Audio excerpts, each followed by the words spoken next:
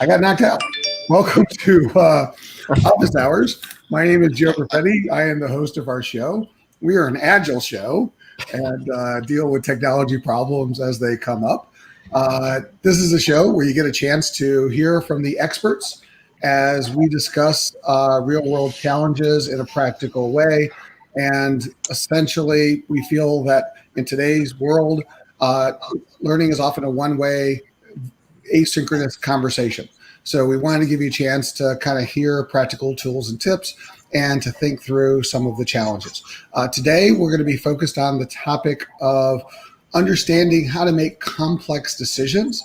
And we have some leading experts on systems thinking who are here today to help us think through some problems. And we wanted to go through some practical approaches. So we're going to talk through a couple case examples, but feel free to ask us any questions that you may have in the chat. So as we get started, why don't we just do a quick series of introductions? So Larry, start with you. Sure.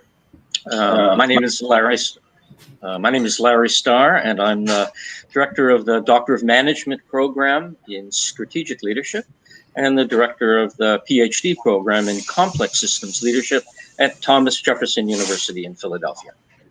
Great. Scott? Great. Good afternoon, folks. Scott Krower. I'm at Geisinger, where I serve as Vice President for Strategy and Planning for Education and also Dean for Graduate Education. Great. John? Yes, I'm John Pordenot, and currently I am teaching at the DSL program, which is Doctoral of Strategic Leadership at Thomas Jefferson University. Great. And Harry? Hi, everybody. Good afternoon. Harry McCluskey. I'm a vice president and a hospital administrator at Jefferson Health. Happy to be with you all. And again, Joe Perfetti. I am a finance professor. I teach at the University of Maryland, College Park, and do a lot of exec ed. So in terms of the conversation, why don't we, before we jump in, we wanted to talk about a couple of frameworks to make decisions, because I think that's very important. And one framework that's been coming up more recently, at least in my leadership conversations, is the Cynefin model. So can somebody help or basically people understand kind of what that means by this model that we're talking about? I'll go ahead and put it up quickly on the screen. And we're going to start with an explanation of how to approach that from a complex decision-making process. Yeah, Larry or John, why don't you two jump in first? Well, John and I both teach this, and we use it in our consulting. So I'm going to turn this over to John first, and then I'll come in at the end and make whatever corrections I deem worthy of his original explanation. So I defer to my colleague, Dr. Porter. All right, John, the ball's yours. Okay. All right. Let me tell you, there is a little bit of history about this framework. As far as I'm concerned, I think that it basically was developed in early 2000. I came across this framework in 2005 when David Snowden and his colleagues were presenting this framework at a conference in New Zealand. And basically, ever since, we have sort of hooked on to this framework because it makes a lot of sense for us. And from what I understand is this, that in today's world, the context for decision-making or problem-solving is varied. And as the framework talks about, there are at least 4 different domains that your decision-making context could be considered. So the first one is the simple or the obvious. The second one is complicated. And the third one is complex. And the fourth is chaos. Now, of course, there is a fifth one, which hardly anybody talks about it. And that's where you have complete disorder.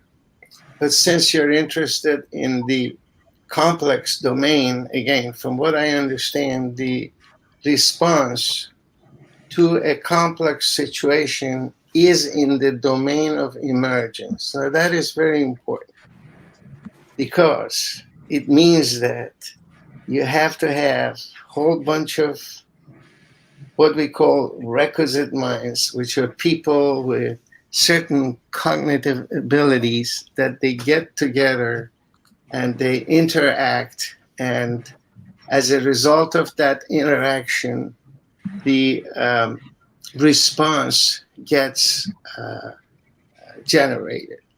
Now, it's very important to know that when you're dealing with, complex situation, nobody has the right answer.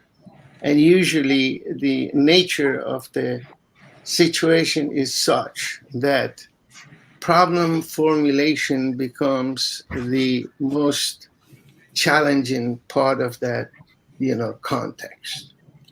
So it's very important to realize that in order for that emergence to take place, you need a catalytic process. This is where I slightly differ with some other colleagues and friends. I think that the leadership for the complex situation requires you to basically become a facilitator of that process, and especially a person who can foster an environment for innovation. So that's pretty much what I understand from it. No, I think it's a good starting point. So Larry, I know he wanted to defer to you, but can you also add, just for our benefit, what is complexity? Because I think that's also important to understand the context of our conversation. Sure. Be happy to give that a shot. If you go back to the image, and this, alas, is much more didactic than probably want it to be. But if you look at this this figure, you see that on the right-hand side, complicated and obvious, and on the left-hand side, complex and chaotic. So let's go back and look at each other now. So as I understand the framework and the use of it, Snowden was making an argument that the world in which you're operating in can vary. The environment, the culture, the whole meaning of context. You could probably do a show just on that. But the idea is that in some environments, in some cultures, in some situations, in some problems, the nature of what you're working with is complicated or obvious because the context itself is ordered and structured, and that there is a kind of connectivity to things that you can see and then make sense to you. That's the right-hand side. On the left-hand side, he says the world, the situation, the problems, the context are unordered and unstructured. And it's within this unordered and unstructured reality that the idea of complexity comes up. So we say, oh boy, that problem is really complicated. That means there are a gazillion parts, but they still fit together somehow. You know, a 747 is enormously complicated.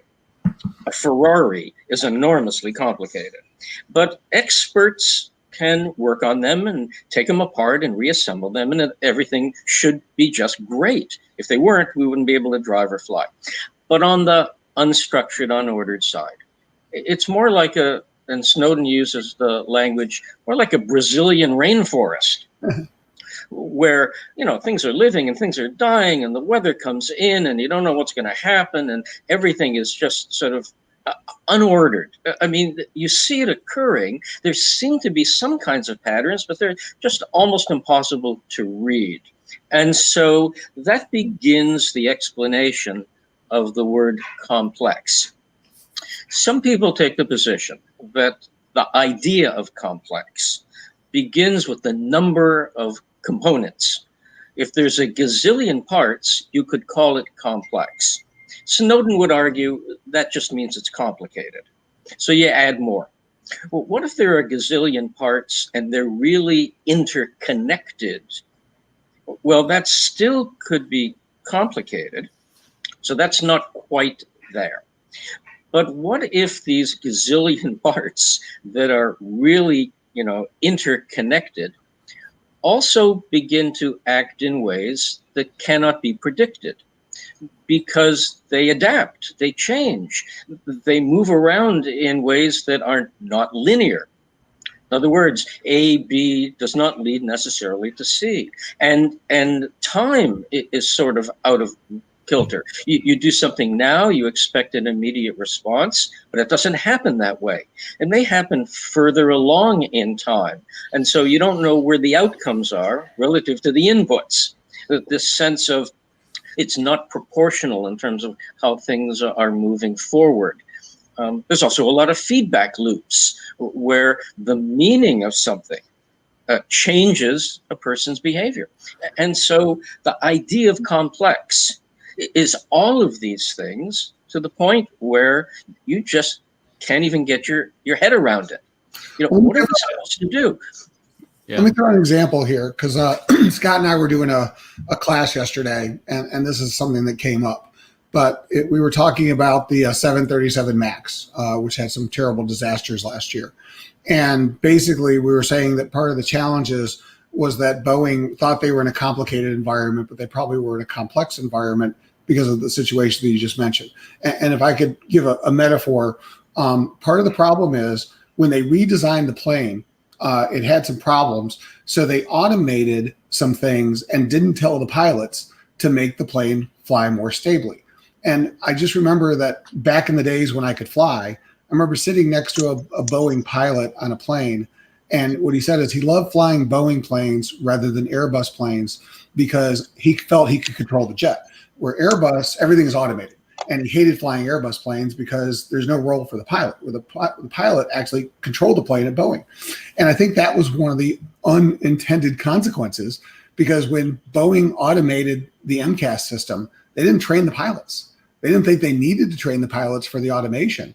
And that was one of the things that worked against the crash, is that when the things were going wrong, the pilots didn't realize they were fighting a plane on autopilot, when at the same time, that's not what they were trained to do. And nobody even thought that they needed to train the pilots. So would that be an example of complexity?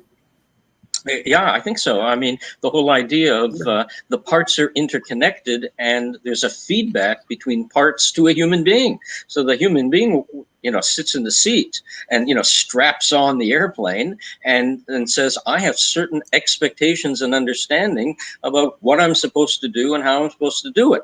So you take off, you start flying, and you say, whoa, what just happened? I don't have a prototype in my head about this. This is not what happens. And then you get this incredible repeated saying, I've never seen this before in this kind of situation. This is the first time. This is not the way it's supposed to be. Yeah. And so not to put you on the spot, but Harry, Scott, do you guys experience this in healthcare? Because it seems like there'd be a lot of these types of situations that show up in healthcare. Yeah, Harry, why don't you go? Because I want to come back to the plane. Yeah. No, and I have something to say. Yeah. Yeah, I mean, in healthcare, this is something that we're continually faced with, unexpected challenges and uncertain environments. And a great example of that is the, recent pandemic that we're, all entered into and still living through, and the changing complexities and challenges that come with that. Locally in the Pennsylvania, Philadelphia area, in early March, this unexpected and unintended and evolving situation that started to come into healthcare, and that required a lot of change and immediate change and decisions and unexpected outcomes, and really a world in healthcare that we've never lived in before. And clinical pathways that were put into place and decisions that were made that were completely out of the normal operation. But there are standard processes and procedures and committees and structures in place for, really every type of situation and every environment that falls within potential aspect of delivering care to to the communities in which hospitals serve. And a lot of those are untapped committees, untapped needs. However, when this started to evolve, they all became a complete necessary. And so, to the same example we're just talking about, the reliance on getting back to the processes, procedures, and structures in place, is absolutely necessary in healthcare to get us through, the initial hurdle of COVID-19 and to a state in which, I would say in the local market and the tri-state market of a sense of somewhat being stable. However, once again, we're living in a world of the unknown of what will come in the fall and winter and upcoming that we'll have to navigate through. Yeah. So Scott, you said you want to go back to the plane? Yeah, I want to go back to the plane because we've got an expert on the phone with us. John is a fan of the aviation industry. But here's the thing, Larry. You and I were having a conversation just the other day about how do you interact with engineers when discussing complexity, and you reminded me there are different types of complexity. There's a structural complexity of an engineering problem where you can have a gazillion parts. So, I imagine, and here's where I'm going to defer to John in just a moment. I imagine the engineers building the MAT 737 were getting to a solution of the design of the plane that maybe would have been, from a structural sense, ideal. But the dynamic complexity comes into play when you overlay the financial constraints of the project, when you overlay the human consideration and judgment. Does this plane need to override the pilot? What are the ramifications of a machine superseding the decision of the pilot? And when that financial layer comes into play, there are deadlines. There are deadlines that have bonus structures involved, and you have to deliver the product by a certain time. When human intervention comes in, Larry, you reminded me, all of a sudden, this is dynamic complexity because we don't know what people are going to do. They may all be following the same design build process, but when their opinions and points of view come in, we have created a state of chaos and arguably, John, disorder. Well, that was your. I think that Joe, with all due respect, if you just say that the problem was MCAS, that means that you are making a cause and effect relationship there. As you know, that Boeing was very quick in coming up with a software fix for MCAS, but nobody, the authorities in this world, including FAA, NTSB, and European equivalents, they're not accepting that as a fix. Mm-hmm. So there are many other things that are involved. And that's where, I guess, the definition of complexity and because if it's a structural complexity, usually what happens, you are able to predict the outcome through the inputs that you're putting into the system, not in the dynamic. As you know, it's non-linear to start with. That's why you cannot, predict and so forth. But yeah. Also, what I'd like to add is I don't think it was just the MCAS. I think, and maybe you guys can help me with the complex. I think the original sim was when Boeing was in a competitive race with Airbus to get the next generation plane out. Airbus came out with the Neo, which was a carbon fiber lighter plane. Boeing was going to take too long to come up with a competing plane. So they took a plane that was a 40-year-old design. They put on much bigger engines that they had to put more forward under the wing that made the plane structurally unstable.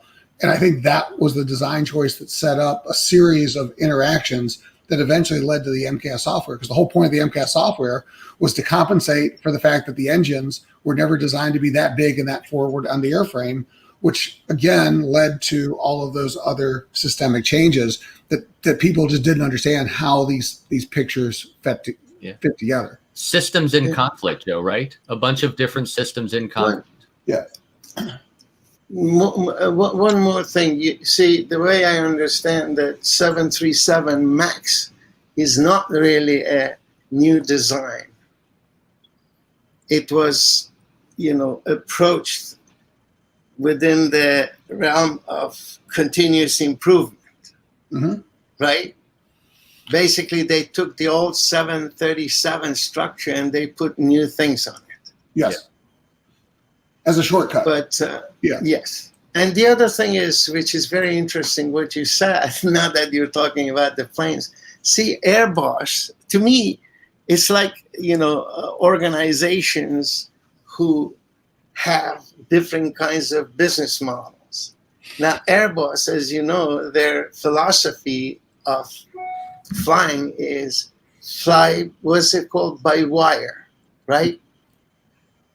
Yes. Whereas Boeing, their philosophy is the old, that's why the pilots love it, because it's the yoke. Yes. They don't like the joystick. Yes.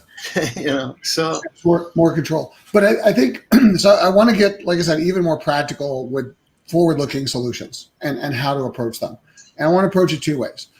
One is my simplistic understanding, and you guys are much more experts. When I talked to somebody that was an expert in machine learning, the way they explained machine learning to me is the way that Larry explained complexity to me, which they basically said, look, in traditional programming, we know what the code is going to be, we know the algorithm, and we just have to feed it data. The problem with machine learning is we don't know what the algorithm is going to look like. So we need to go figure out, even maybe not what the data is, and we have to kind of build it as we go along, because we don't actually know what the framework is going to look like. And I think that's actually the challenge with complex systems, is that, as you describe it, as Snowden describes it, you don't know what the solution looks like. And so therefore you're going into the problem and it's almost like the way you have to create the solution is completely different, because you can't just use a 2x2 and say, this is the roadmap to doing it. So in that context, it seems like, and we'll pick one of these, but going back to school in the fall seems to be a complex decision, because I don't think we have a playbook for how to go back in a COVID world. And John, you started out this call by saying, look, the leader's got to be leading a team. So what would you on this call advise the team to do to start approaching that situation and taking the politics out of it? Anyone want to start with that?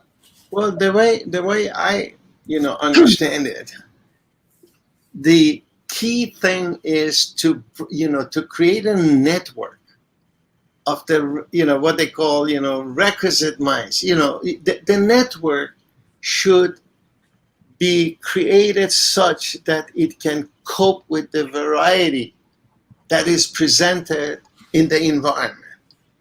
So you have to find who are those people that you bring into your network, that when you want to make a decision, you basically invoke that network. It's what I think Snowden calls it, distributed cognition, right?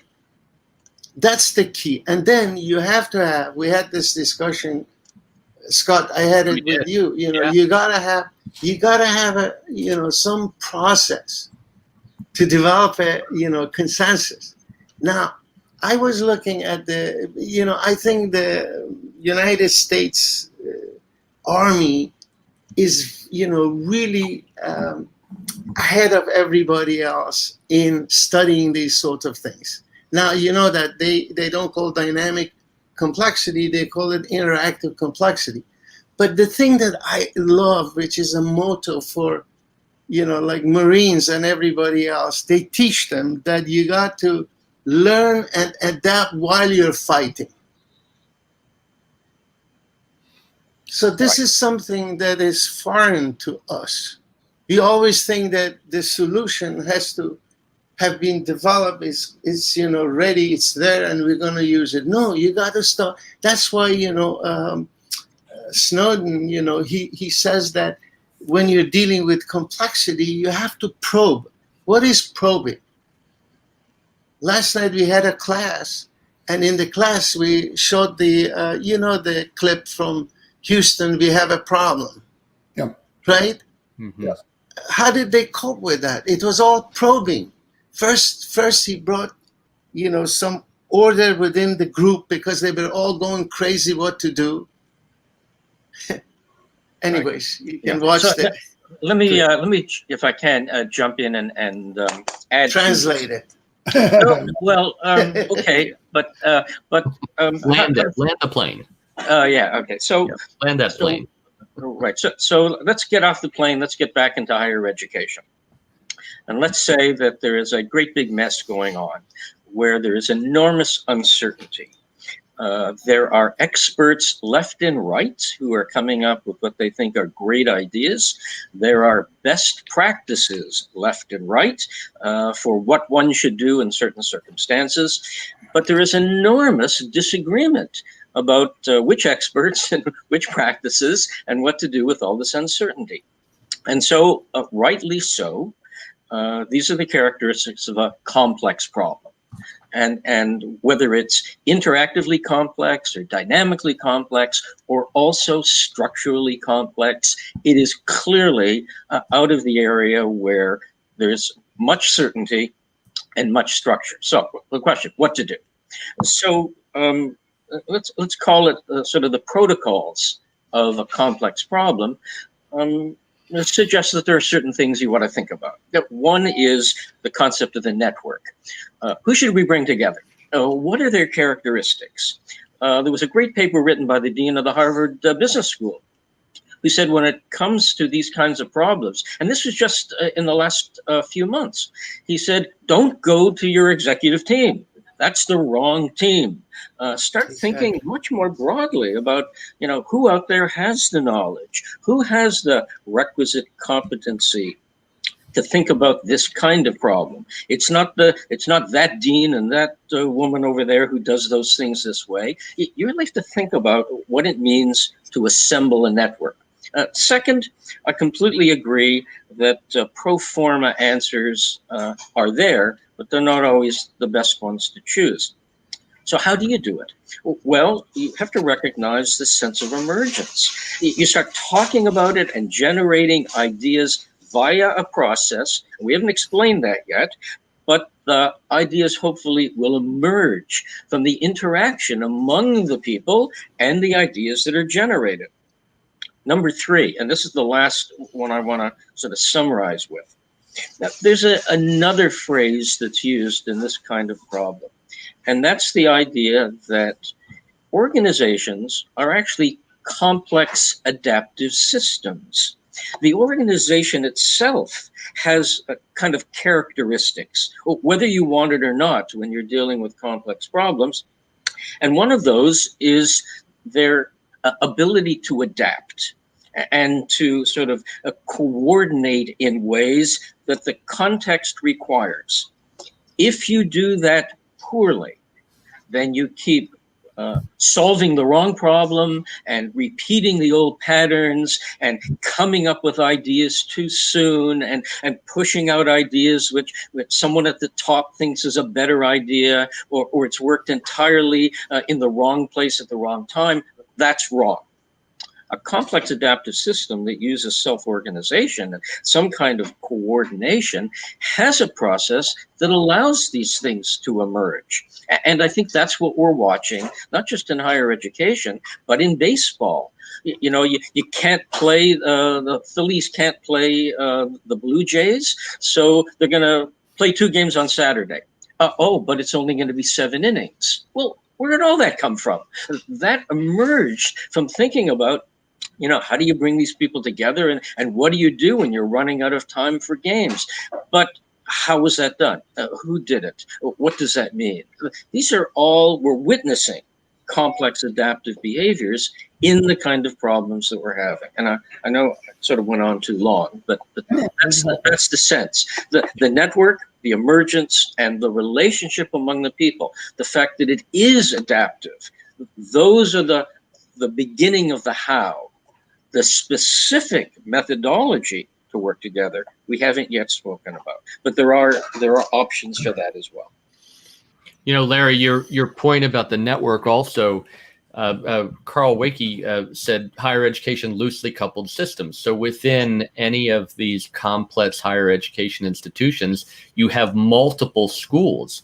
Each of these schools has multiple constituents, multiple leadership groups. So one of the things that we learned at Geisinger at the School of Medicine is that we couldn't treat each of the schools the same. Rather, we had to form a different model for the graduate school where we could take the entirety of the institution online. Learning could go online, did not need a residential model for learning. But with the medical degree, we determined that we still needed a component of residency because we required a clinical learning environment. Fortunately, the medical school is not as complex as, say, Miami University or Penn State or Ohio State, where you have, 12, 13, 15, 20 colleges residing within.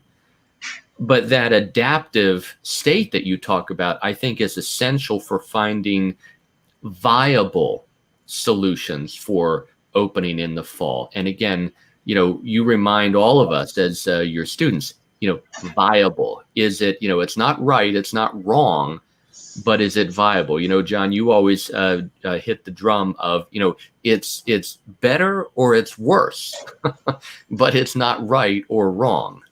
Right. Yeah. Yeah. Right. Yeah. They talk about viable, desirable, and feasible. Okay. Right. All right. So go ahead. Sorry, Joe. One other thing is this, that we find it in our own, classes, that it's so difficult to get people to make a distinction between algorithmic approach and a heuristic. Do you agree? I mean, you have to define those. Define those to the general audience. Algorithmic means that the road has been traveled many times. The what do you call it? The food was cooked many times. We have a recipe for it. Yeah. Okay? There are things, especially within the realm of complexity. There's no such a thing. It's, the approach is heuristic, meaning that, rule of thumb, I start going this way, it's not getting me anywhere, I come back, I go somewhere else. It's got to be accepted. You should not blame the leader or the teams that are working on these, we call them, wicked problems. That why is it that they don't come up and tell you right away that these are the steps that have to be taken and we're going to get the results. So that's a very key point, because it seems like if we're going through a lot of trial and error, we have to accept trial and error. And Exactly. as a leader, you have to accept that you don't know all the answers, as opposed to I am the guy that knows, everything. So again, you're listening to this, Harry, and you're a leader of a healthcare organization. Do these steps resonate with you with where you've been starting? Oh, absolutely. It's the changing environment, is something that, you constantly have to change your approach to. You have to be adaptive to work within it. You have to be willing to serve in different roles. As a leader of a healthcare organization, there are multiple roles that each leader really throughout the past few months, and that change sometimes on a daily basis. And your traditional, what you come into, what you do, and what you're responsible for, completely, it changed on an hourly, on a daily, and on a weekly basis. And the willingness to be adaptive, be flexible, and instill that flexibility really throughout the entire organization, and allow the employee base, whether it's a clinical nurse or physician or support personnel, to also work within those restraints of being adaptive, being willing to change, being flexible, was something that is completely necessary. And if you look at, for instance, how much reliance healthcare systems have put on telemedicine over the past 4 months, that was something that for years we've talked about in healthcare, and telemedicine was going to be the future of care delivery, and was going to serve such a pivotal role in how we deliver care, where we deliver care, and how we deliver care. And it never really picked up traction from the insurers to, from a patient standpoint, the face-to-face interaction and coming to the brick and mortar hospitals and outpatient centers and physician offices was still, ultimately what was desired. However, again, being adaptive and the changing environments, when COVID, really started to hit hospitals across the country, and the population became, more feared to come to these types of organizations, and telemedicine quickly grew and took off. And, personally, I see that now as a platform that's here to stay.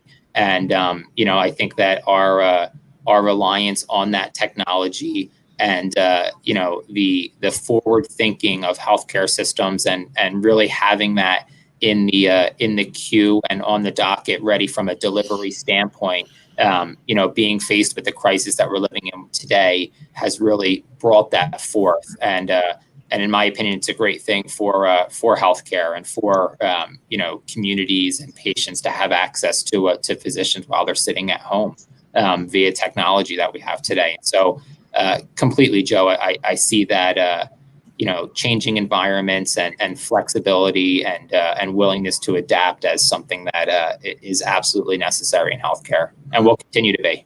So if we're going to have adaptive organizations, it sounds like we need adaptive leaders. And I think there's a reference to the Heifetz model for adaptive leadership. Somebody want to pick up on that? I can talk a little bit about that. You have an image that you want to put up. I didn't see it before, so if you can put it up, I'll take a quick look. See, I can give you a little bit of context about this. Sure. Okay. So the idea of this, you can take that down. Oh, well, leave it up if you like. The idea of this was that psychiatrist Ron Heifetz continued to see in his professional practice a lot of individuals who were leading organizations, and they were, generating their challenges through their lens of clinical help. And Heifetz kept coming up with, challenging questions to himself and to the nature of how he understood problems. And he generated a theory that had a model of activity. And the theory is really very simple. He said, rather than complex and complicated, because this is way earlier, he said, I'm thinking about technical or adaptive. And technical problems are the kinds that John said have the kind of solutions that we've seen before and that we've talked about, have a lot of parts, but there are best practices and they can be handled by experts. The adaptive kinds of problems are those that don't have that. The old theories of how to be a leader don't apply. The nature of the problems are different. And because he was challenged directly by his patients who say, Doc, help me. Don't just listen to me. What am I supposed to do? He generated a model and theory about what you're actually supposed to do. And that began the idea of what he called adaptive leadership responses. And so if you look at the table again, he says down the left-hand side, he talked about the direction you give, how you protect the people, the orientation, how you manage conflict, how you address norms, basically what he said. And you can take this down if you like again. Basically, what he said was that the role of the leader was not to set the agenda. That was okay in a technical problem. Here, you step back, you join the community, and you facilitate, as John says, via processes, the ability for ideas to emerge. Now, this takes a lot of courage. It takes the leader who says, I'm not setting the agenda, I don't know all the answers, I'm not in charge. I'm enabling this community, the people who are the stakeholders, the people who actually have to carry this stuff out. I'm enabling them to figure out, and I'll help, what to do. And Heifetz says, stand on the balcony and allow this to happen. Orchestrate it, but don't direct it. So let me be very practical. I am a leader, and I have a workforce that's now at home, and I got to figure out what to do with them over the next 6 to 12 months while we're in this COVID world. Right. So stop there. Frame that as, I don't have to figure it out. Okay. What has to be done is this problem has to be figured out, and it has to involve all these other people. How do we do this together? How do we figure it out so that my role, their role, and the relationship between us attacks, directs, takes care of, manages, navigates in this complex problem all of the things that still have to get done? Yep. How do we do that? It's a different set of muscles, right? Different set of muscles, different set of skills, because we've got so many people who still are looking for the leader or the expert to tell them what to do. And you know, Harry, I think that's rampant in the healthcare arena. You know, so we've got institutions of higher education looking to open, and as part of looking to open, they're looking for healthcare institutions to say, here's how to do it. You know, be it the CDC, be it whomever, the Department of Health, or the local hospital systems. We've got people looking for best practice, evidence-based solutions, where to the point here, there are none, because this is novel, this is new. We've got to, you know, Larry, you love to say, we've got to design our way out of this. You know, we can't simply prescribe a solution that's already been identified. Yeah, let me quickly jump in with one more, and then I'll shut up for a while. In the world of design, there's a literature that talks about 3 generations. Level 1 is you bring the experts together, they design the solution, they tell everybody, I figured out this thing, go use it. Level 2 is you hear the voice of the people. That's what the leader says, I need to figure it all out, but I want to work with the people. I want to listen to them, be informed by them, and then I'll know what to do and I'll tell them. Level 3 is what the leader says, not so fast. I'll never know what to do unless we all do it together. So I'm going to be a part or even step out and let them figure it all out together. So it's the difference between designing for, level 1, designing with, level 2, and designing by those that have to do it, which is level 3. That's the real issue of adaptive leadership. And it takes enormous courage, because you're working in fully uncertain times. But as John is suggesting, it's the only way for the novel ideas to emerge. Otherwise, you don't actually get through this mess effectively. Right? And that's a very different set of understandings. And most people, they don't study it, they don't practice it, and they don't know what to do. So they just go back and do what they did last time in a similar looking circumstance. And we know from the decision-making literature, if it looks like it was this way last time and you repeat it, you're likely to be wrong, okay, when the context changes, okay? Can I, Joe, I want to say a few words about, learning and adaptation. First of all, I don't know whether this is the right word or not, but I always ask my friend Larry to translate what I'm saying. I think that there is some kind of a taboo in this culture that you are not allowed to say that I have made a mistake, right? Yep. Now, the basis for learning and adaptation, and this is, comes from people like Russ Acuff, Chris Argyris, Donald Shawn, and all the people who work in that area, that they say that it's all about identification and correction of errors. So you start somewhere. Your decision will be tracked, will be monitored. Your decision has two very major components that they have to be tracked. One is your assumptions that you have made. The second one has to do with the expectations that you have. Because if you take the action and the outcome is not compatible with your expectation, there is an error somewhere.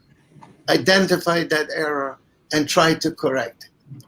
Now, Acuff used to argue that adaptation means that you are able to maintain same level of performance under changing conditions. Does it make sense? Yes. And I appreciate it conceptually, but I guess as I'm listening, the dissonance I'm thinking is two things. One, generally the leaders that I experience that are more senior leaders of companies don't get there by having variance. The words that are often used are accountable. They're held accountable to results, and therefore they're going to be challenged by being in a situation where they're encouraging bad outcomes, and or when they say that they don't know, because that's the other side of it, which is that's the culture. You're right. That's our culture. That has to change, because otherwise, how are you going to learn and adapt? Yeah. Now, Right. like I said, if you look at the literature that is coming out of the United States Army, they are more advanced than anybody else in this field, in learning and adaptation. Right. So that's why I said earlier, you could have a whole show just on the word context. Right now, we think the context is the novel coronavirus, but it's also the cultural context of the United States and the political power and the polarization. That's also the context. And, who wants to be right? And who's the emergent leader that everybody now recognizes that they want on their shoulder? I want Dr. Fauci on my shoulder now to tell me and to guide me. I don't want this leader or that other leader. And so that, again, is part of the problem. And so how do we adapt? I read an article this morning that because Australia is in the southern hemisphere, they're in winter. And so we're watching the coronavirus resurgence in Australia. And it is horrendous. It is just doubling what it was before. And they'd already learned how to lock down. If there is a similarity, if we can anticipate what's going on in southern hemispheres that have tried hard, and we don't figure out how to adapt, how to stop saying we know just what to do, how to allow the culture of and I think the taboo is related to the sense of manliness and American independence, right? This macho, I know what to do and don't tell me what to do, without any sense of responsibility. If we don't adapt and take on a much more collective common enemy approach, it's just going to be unbelievably horrendous when this all hits. And that's part of, yeah. Well, I think that ties into the prioritization of the back to context, the prioritization of your values of a culture and the systems that take priority over other subsystems. So, let's face it, we're worried about the marketplace. We're worried about the marketplace collapsing because all we can think of is that we've got to get people back to school, got to get people back to work, got to have Major League Baseball run, got to run basketball in a bubble. So, we're being driven contextually by this need to fuel the economy. But it's not. But it's not an either or. That's the problem. It's how you think about it, right? Yeah. It's how. Right. Right. We just can't think of another way of doing it other than the way that we've done it at the moment. That's why it begs the question of how do you actually think about it differently?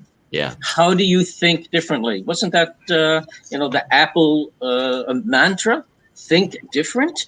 So the question. Think different. And so the issue is, again, start with the requisite mindset. Bring the right people together.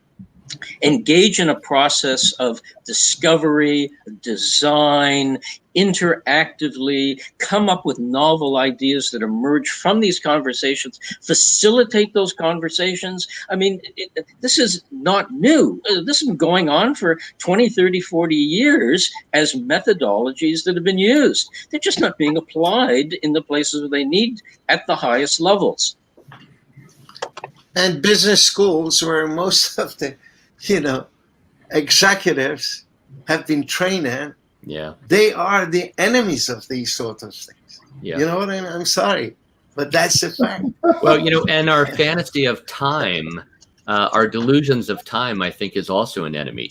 So the processes that we're describing, traditionally, executives will say, well, this would take too much time. I can't convene a group of people. I can't find this requisite mind. What is a requisite mind? You want me to do all of this? Okay, how long has Corona been going on? We're what, 7-8 months into COVID, and in many ways we've moved. In many ways, we're right where we were. Yeah. Well, and we make causal relationships. Constantly you hear. I'm sorry. Constantly you hear that. Listen to science. I was taking Zantac all my life. 7 months ago, my doctor frantically calls me, says, stop. This is going to kill you. Now, this was, no, I'm not kidding. I mean, sorry. I got you.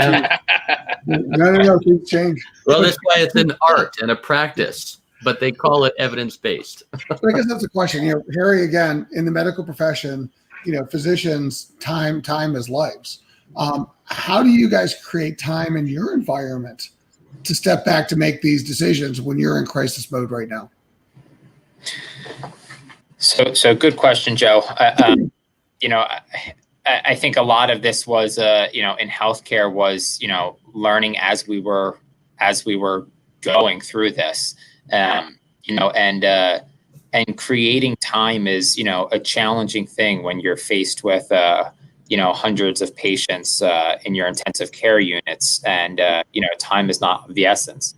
And so in healthcare, really, every healthcare system has, emergency management committees and protocols and policies and procedures and plans in place.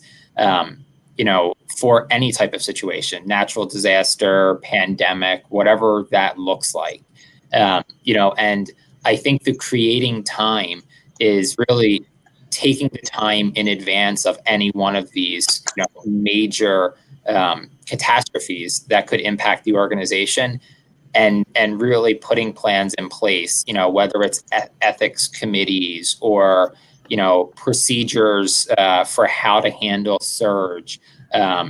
Or what are the plans for, non-elective procedures, every situation that we tapped into, we fell back on, looking to our past history of processes, plans, and procedures that were put in place and trying to quickly execute upon them. When we were faced with this, there was a lot of it as we were learning, as we were going, but a lot of the time spent in advance of being faced with this, catastrophic event, and a lot of people will look at that time spent previously as somewhat of wasted time. And, it coming to light now and really being faced with this, brought the need and more of a focus on, really making sure that there are clear, robust processes, procedures, committees, structures, education, happening within organizations. And, I think that's the only way to create time, because in the midst of it, and how chaotic it was in the first few months of being faced with this, there was absolutely no time. And the things that we were all asked to do within hospitals, was completely, as I said, outside of normal operations or what we're traditionally focusing on. You should anticipate it happening again. Correct. And so now you have the time to plan right now. Start today. And that's exactly what we're doing in hospitals is gearing towards, being faced with this again. And, what does that look like from an equipment standpoint? What does that look like from a, supply standpoint? How can we ensure we have adequate PPE? How can we make sure we have adequate respiratory therapy staff? How can we, incentivize staff in a non-traditional manner? All of these things that, we were somewhat doing, living through and learning as we were going through this are things now that we're, discussing on a daily basis for the what's to come and what could potentially come. So, and I really appreciate what you're saying, because I think the planning aspect and probably scenarios that come out of that is very useful. But how do you, and maybe this is a question for another time as well, but how do you do that when you have this unexpected unknown crisis? Because at that point, the plans that you've previously done aren't going to work. And secondly, you don't have the luxury of time to take a step back and plan because you're in a crisis. I guess that's the real challenge from my perspective. And Joe. and I think that, as many folks on here said, it's really about bringing the right people together. I think that hospitals, and health systems, try to bring the right people together from within a health system. However, also fail to recognize, the impact of local businesses, communities, organizations, and various, facilities and things that live within the community that the healthcare system is functioning within. These are called your stakeholders. Yeah. Correct. Yeah. Right. So we failed to recognize all of the key stakeholders, and most health systems did. We pulled together our traditional, internal experts in every area and came together and made the most appropriate decision with the information that we had at the given time. However, looking back on that, it would have been a lot more beneficial and, forward thinking to really make sure we had all of the stakeholders, together and involved in the discussions up front. Right. Sorry, John, you were going to say something? Yeah, quickly. I was just going to say that again, aviation as an answer for that. We were doing a paper with Larry, and I interviewed 7 pilots who had hit clear air turbulence, and they had people killed inside the plane. And I asked them, what do you do when that happens? You won't believe this. All 7 said, we go for a ride. And I said, what does that mean? He said that, you just basically go with the flow and try to navigate your way out of the situation. There is no, checklist or whatever that we can follow to get us out of this situation. Now, the other thing is this, that a lot of people say that, you could anticipate things and be prepared for it. Again, we looked at the,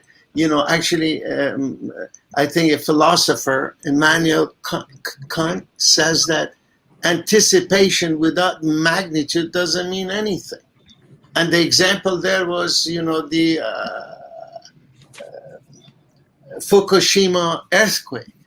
I mean, Japan is, the country that, is earthquake prone, and they anticipate constantly earthquakes.